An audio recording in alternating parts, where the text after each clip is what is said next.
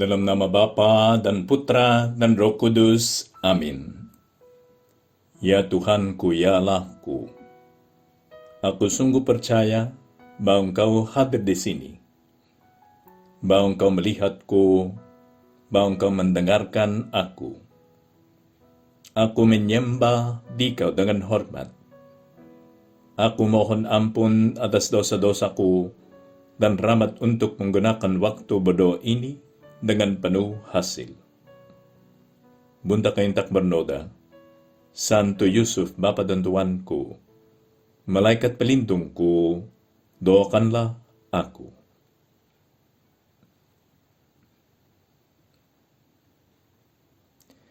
Di dalam kitab Wahyu, ada penampakan seperti ini yang dilihat oleh Santo Yohanes. Dia yang menulis kitab Wahyu itu. Dan katanya, maka tampaklah suatu tanda besar di langit. Seorang perempuan berselubungkan matahari dengan bulan di bawah kakinya dan sebuah mahkota dari 12 bintang di atas kepalanya. Ia sedang mengandung dan dalam keluhan dan penderitaannya hendak melahirkan. Ia berteriak kesakitan. Maka tampaklah suatu tanda yang lain di langit, dan lihatlah seekor naga merah padam yang besar, berkepala 7 dan bertanduk 10, dan di atas kepalanya ada 7 mahkota. Ya, banyak kali penampakan itu, wanita itu disebut Bunda Maria. Sebetulnya kitab Wahyu itu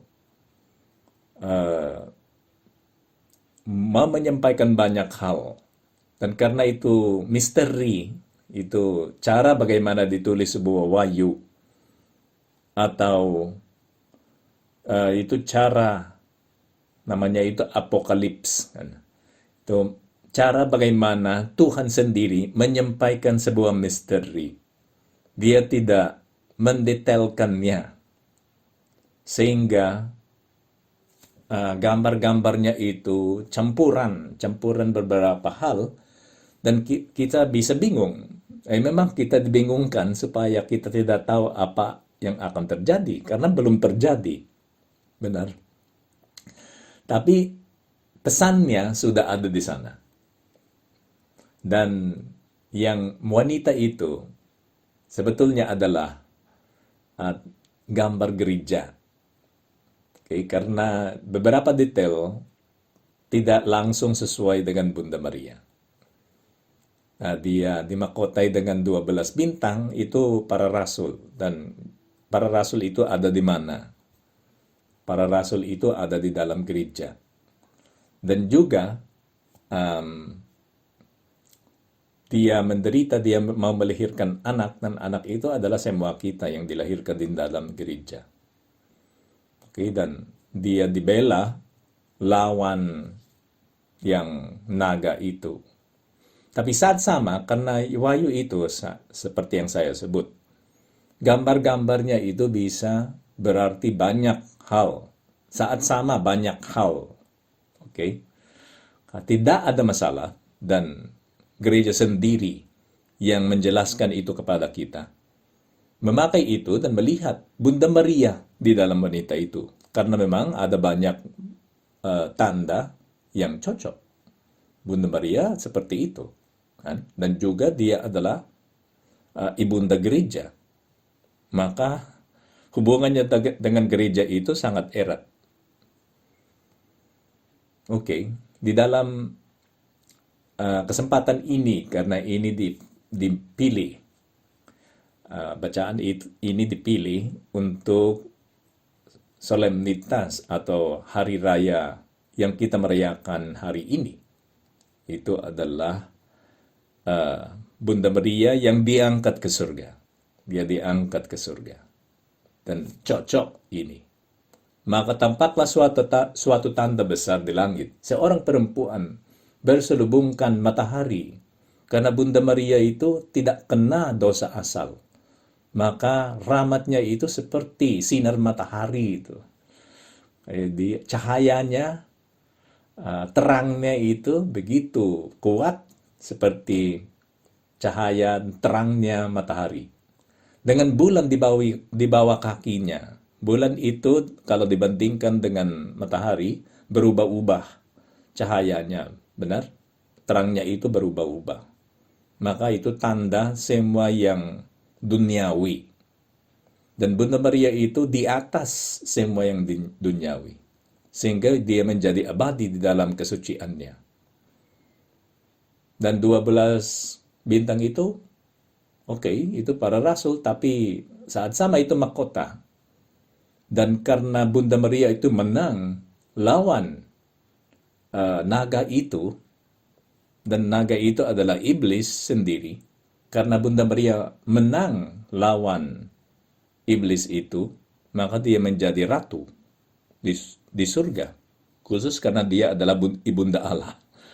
Maka layak menjadi ratu di surga. Maka tampaklah suatu tanda yang lain di langit, dan lihatlah seekor naga merah padam yang besar, berkepala 7 dan bertanduk 10.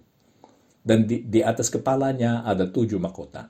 Dia mau menjadi berkuasa juga.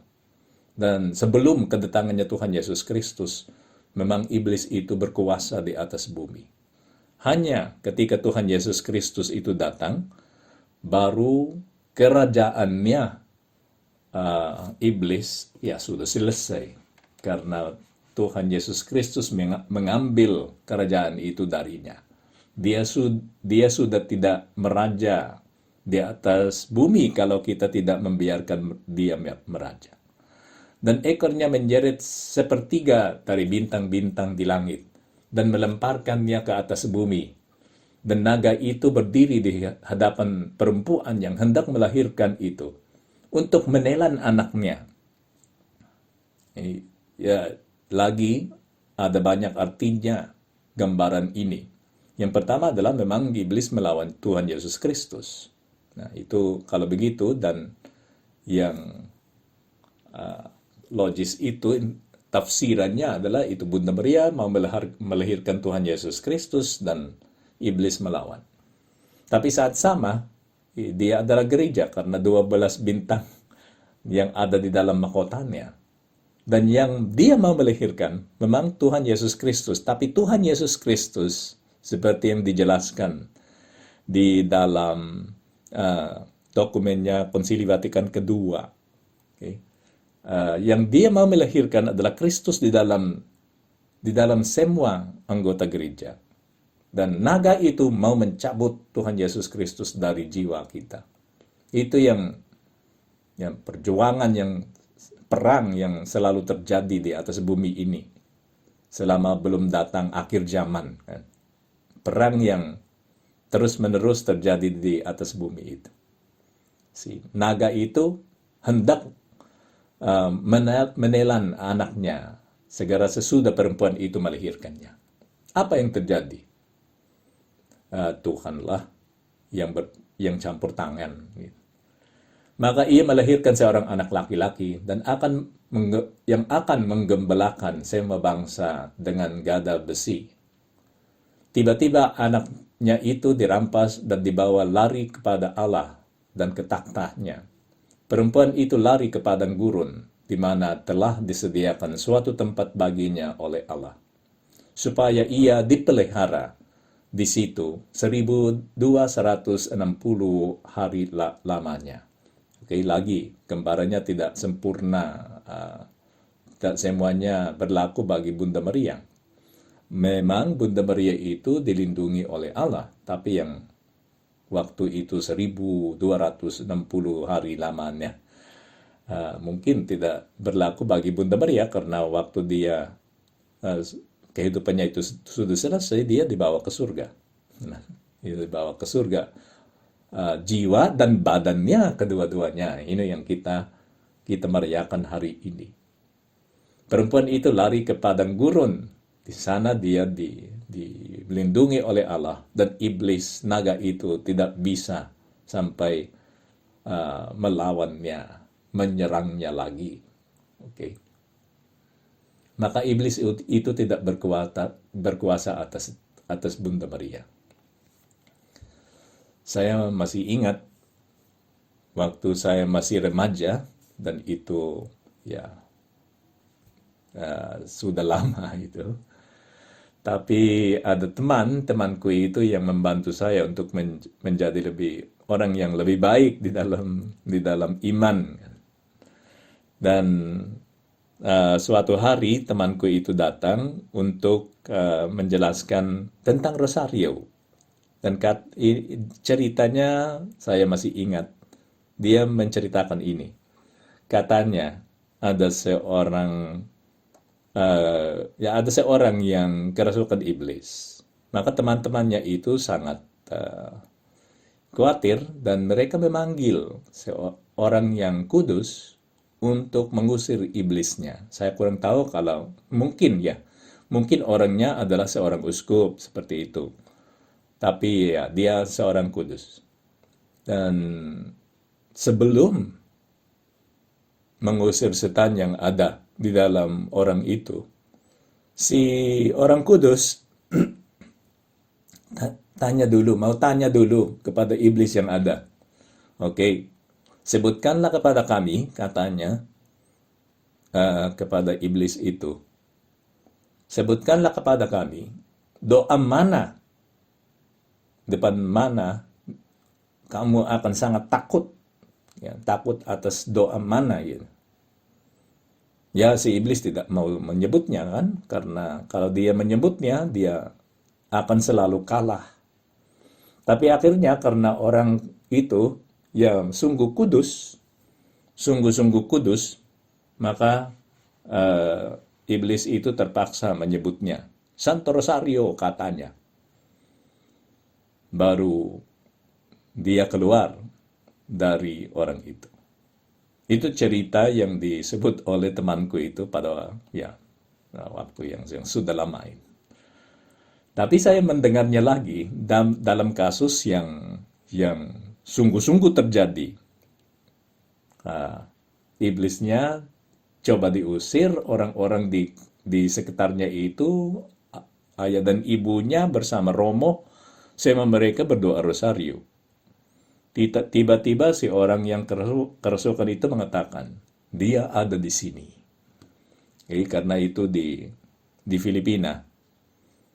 Maka yang dia orangnya berbicara Inggris. Pakai Inggris. Dan dia tiba-tiba mengatakan, she is here. Di dalam bahasa Inggris dibedakan laki-laki dan perempuan di dalam dia.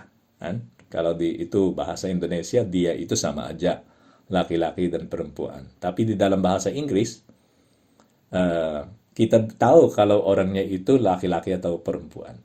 Karena di dalam kasus ini, dia mengatakan, she is here. Maka yang dia itu, yang sudah ada, yang sudah datang, ya dia adalah seorang perempuan. Orang tua yang orang kerasukan itu tanya kepada Romo, yang she itu siapa gitu? Siapa yang she itu? Dan si Romo itu langsung mengatakan itu Bunda Maria. Tiba-tiba kaca di jendelanya pecah, dan si orang itu yang kerasukan sudah sembuh, langsung sembuh. She is here. Dia ada di sini karena dia berkuasa. Dan kenapa Bunda Maria itu begitu berkuasa? Dia bukan Tuhan, kan? Dan itu mungkin komplainnya beberapa teman kita yang Kristen dari gereja lain. Kenapa dia begitu berkuasa? Nah, dan kita orang Katolik, semoga kita orang Katolik tahu kenapa Bunda Maria itu berkuasa. Dari mana dia menerima kekuasaannya? Ya, yang pertama karena dia lahir tanpa noda dosa. Itu ajarannya gereja. Supaya dia bisa menjadi ibu Yesus Kristus, ibu Sang Mesias. Benar. Yang tempatnya atau rahim, di mana orang yang sangat kudus itu Tuhan Yesus Kristus, karena dia adalah Tuhan, tempatnya itu harus layak bagi dia, kan? Maka rasanya tidak layak kalau ibunya itu kena dosa asal.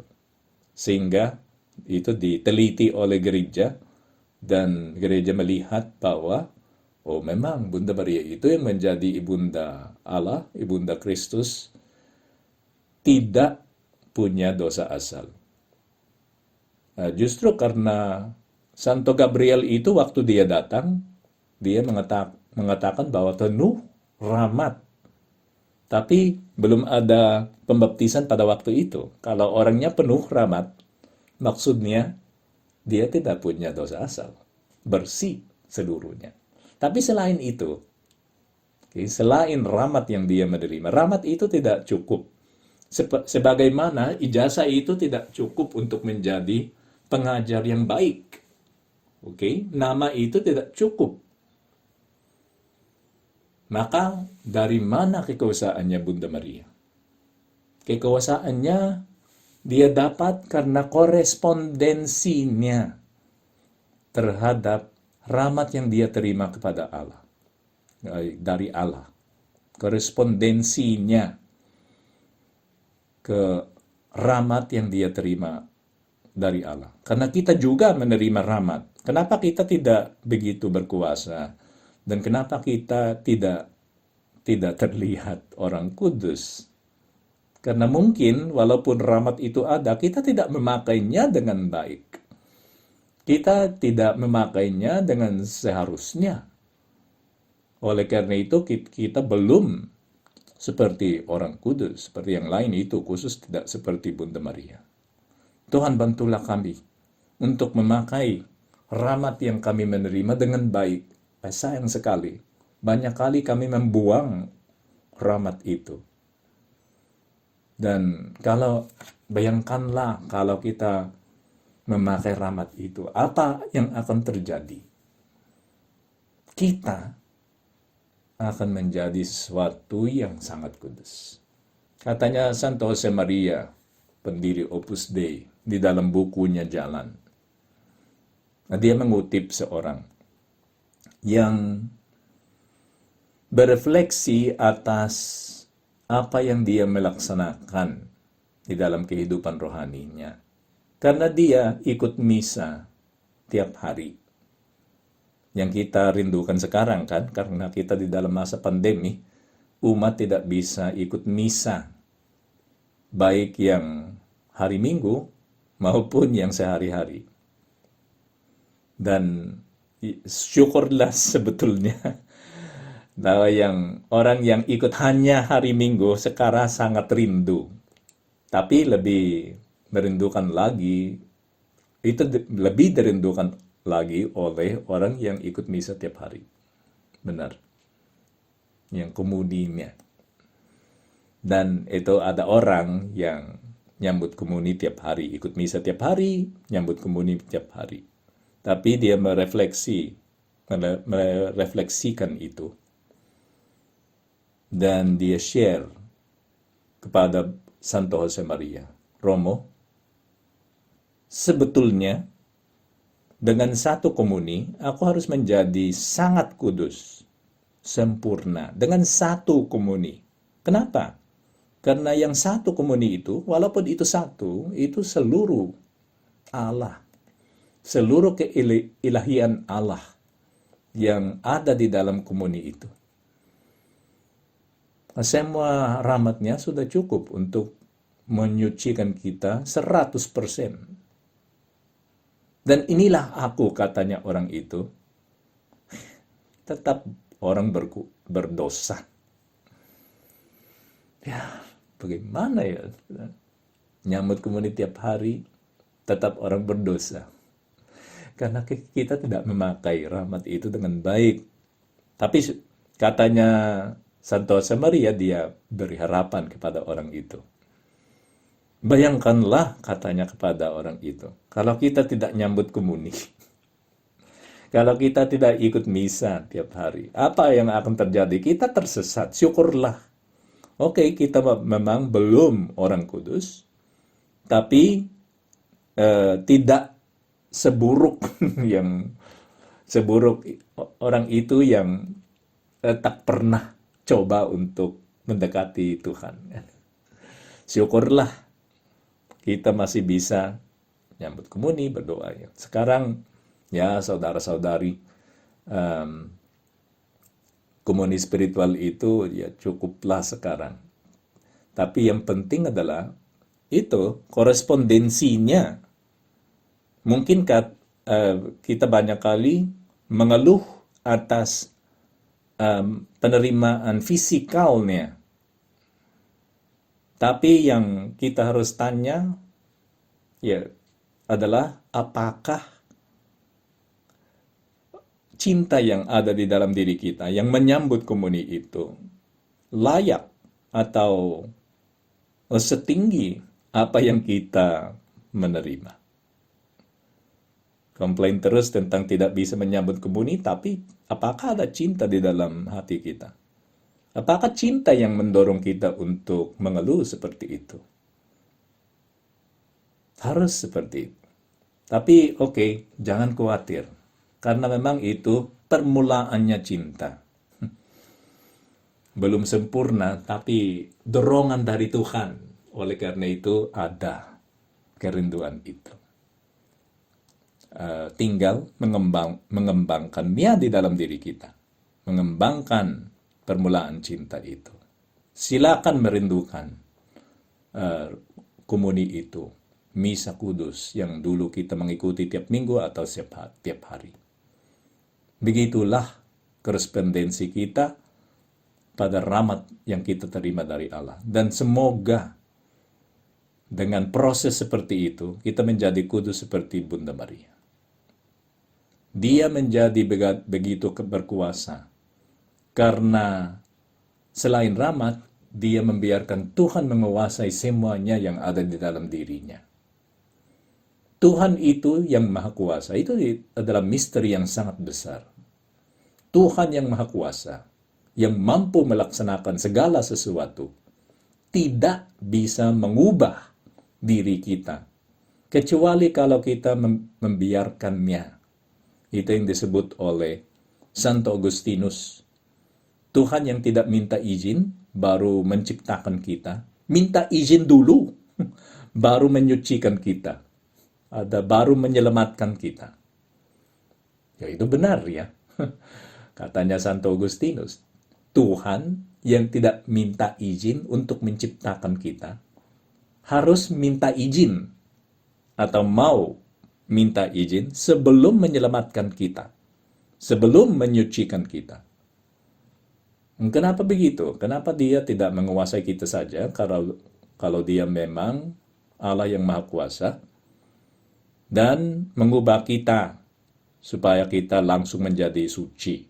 Kenapa tidak seperti itu? Karena kehendak bebas, anugerah yang besar selain rahmat, anugerah yang besar yang diberikan kepada kita Tuhan. Karena dengan kebebasan itu, semua tindakan kita yang baik, sungguh baik, karena dilaksanakan secara bebas. Yang dilaksanakan karena kita terpaksa, tidak membuat kita baik. Semua kebaikan antara tanda kutip yang kita melaksanakan secara terpaksa, itu bukan sungguh baik, karena terpaksa. Oleh karena itu, Tuhan tidak campur tangan kalau pilihan kita seperti itu. Dan sebetulnya, bukanlah Tuhan yang membawa kita ke neraka kalau kita ke neraka. Kita ke neraka karena pilihan sendiri, benar. Dan juga kita ke surga karena pilihan sendiri. Ya memang kita tidak bisa ke surga tanpa bantuannya Tuhan Allah, benar? Tapi saat sama Tuhan Allah tidak akan membawa kita ke surga kalau kita tidak membiarkan Dia. Ya, itu yang terjadi di dalam kasusnya Bunda Maria. Dia membiarkan Tuhan menguasai semuanya. Karena yang mengendalikan kehidupan kita ini penting. Ada kartun itu kan, Inside Out. Ya sudah lama, saya kurang tahu kalau saudara-saudari masih ingat atau pernah menonton kartun itu. Di dalam kartun itu ditunjukkan semua hasrat yang ada di dalam diri kita. Berbagai emosi. Nah, yang emosi-emosinya digambarkan di dalam orangnya seperti orang-orang kecil ya, yang berdiskusi dan berdebat di dalam diri kita. Yang kegembiraan, kemarahan, yang malu, rasa malu itu, apalagi yang sombong. Paling tidak ada 4. Saya lupa.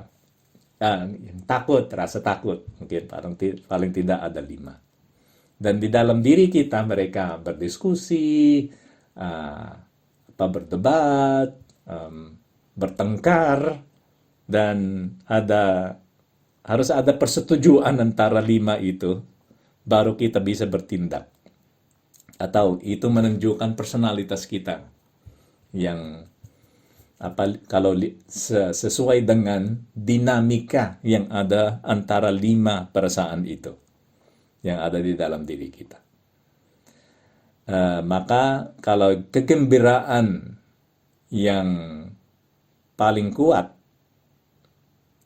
dia yang mengendalikan kita, sehingga orangnya menjadi orang yang selalu bergembira dan menjadi berkat bagi orang lain kan, karena dia selalu bergembira. Oke, tapi kalau kemarahan yang menang, maka orangnya pemarah. Lalu yang mengendalikan kita itu sangat penting. Menentukan siapa antara perasaan-perasaan itu yang mengendalikan kita sangat penting. Dan bagaimana dia dipilih? Kita sendiri memilihnya. Dengan terus-menerus membiarkan perasaan itu menang di dalam diskusi debatnya kan. Kalau kita selalu membiarkan kemarahan, iri hati,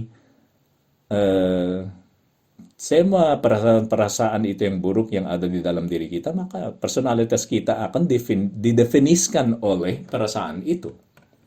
Tapi kalau kita membiarkan kegembiraan, kemurahan hati di dalam diri kita, merekalah yang akan mengendalikan seluruh keberadaan kita.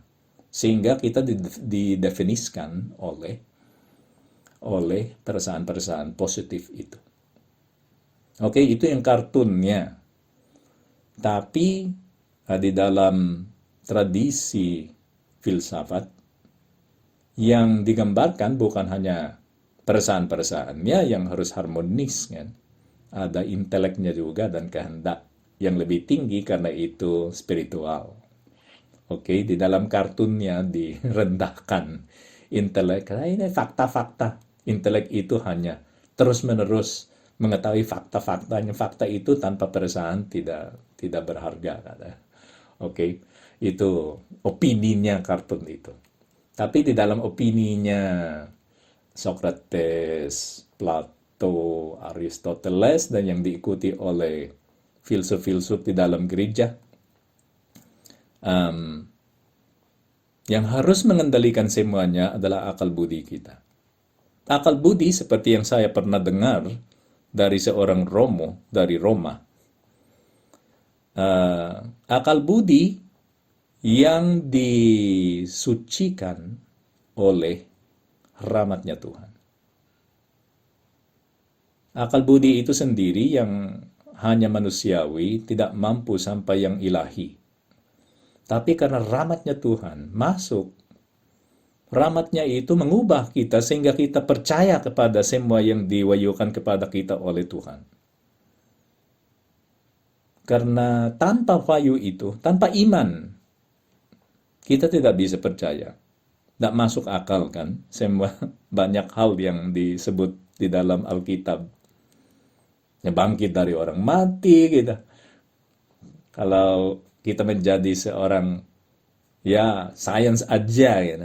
Itu tidak sesuai dengan sains, maka aku tidak percaya. Ya, tanpa bantuan iman kita tidak akan menerimanya karena kurang logis antara tanda kutip. Tapi itu menjadi logis kalau dia, Tuhan Yesus Kristus, memang adalah Allah, pencipta segala sesuatu. Dan orang yang adalah pencipta segala sesuatu memang bisa mampu melaksanakannya, bangkit lagi dari kematian. Tapi sebelum kita bisa menerima kebenaran itu, kita harus percaya. Dan kepercayaan itu bisa terjadi kalau kita orang beriman. Siapakah yang mengendalikan kehidupan kita ini? Apakah itu Tuhan? Apakah kita membiarkan Tuhan mengendalikannya? Dan intelek itu yang dipenuhi atau diisi dengan iman, apakah dialah yang mengendalikan segala sesuatu, bukan perasaan-perasaan, hasrat kan? Ada beberapa orang yang hasrat dia yang mengendalikan dia. Dan orang seperti itu bagaimana dia bisa menjadi orang baik dan masuk ke surga?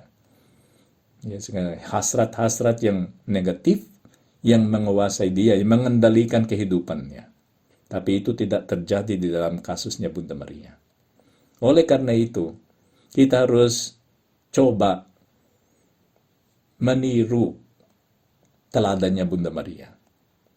Dengan sedikit demi sedikit mengembangkan keutamaan-keutamaan yang harus ada di dalam diri kita. Jiwanya Bunda Maria itu bagaikan taman penuh dengan banyak bunga, berbagai bunga, dan bunga-bunga itu adalah keutamaan-keutamaan yang berkembang di sana.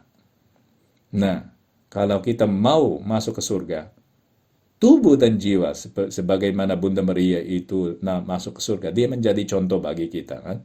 Kalau kamu menjadi orang suci, bukan hanya jiwamu yang masuk ke surga, badanmu pun menjadi layak untuk masuk ke surga.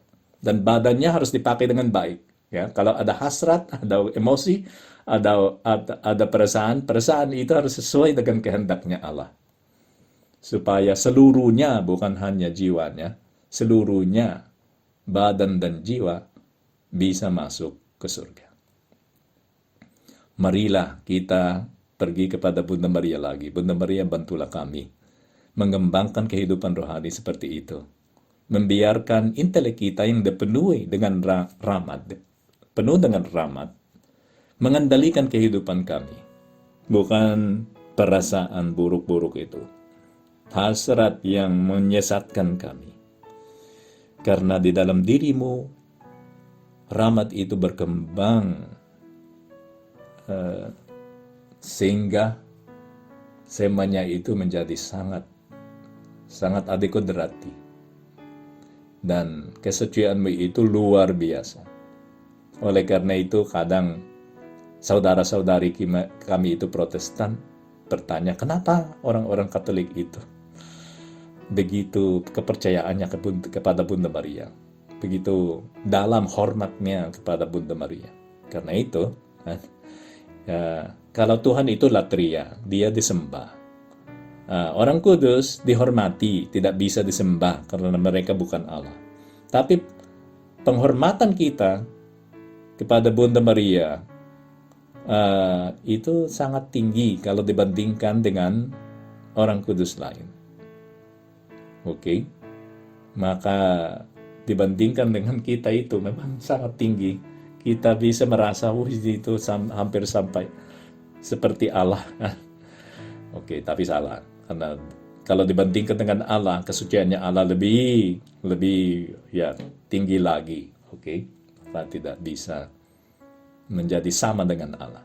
Kami pergi kepadamu ya Bunda Maria, bantulah kami supaya kami menjadi layak masuk ke surga. Aku bersyukur kepadamu ya Allahku atas segala resolusi yang baik, kasih dan inspirasi yang telah Engkau curahkan kepada aku dalam renungan ini. Aku mohon pertolonganmu untuk melaksanakannya. Bunda Kaintak Bernoda, Santo Yusuf, Bapa dan Tuanku, Malaikat pelindungku, doakanlah aku.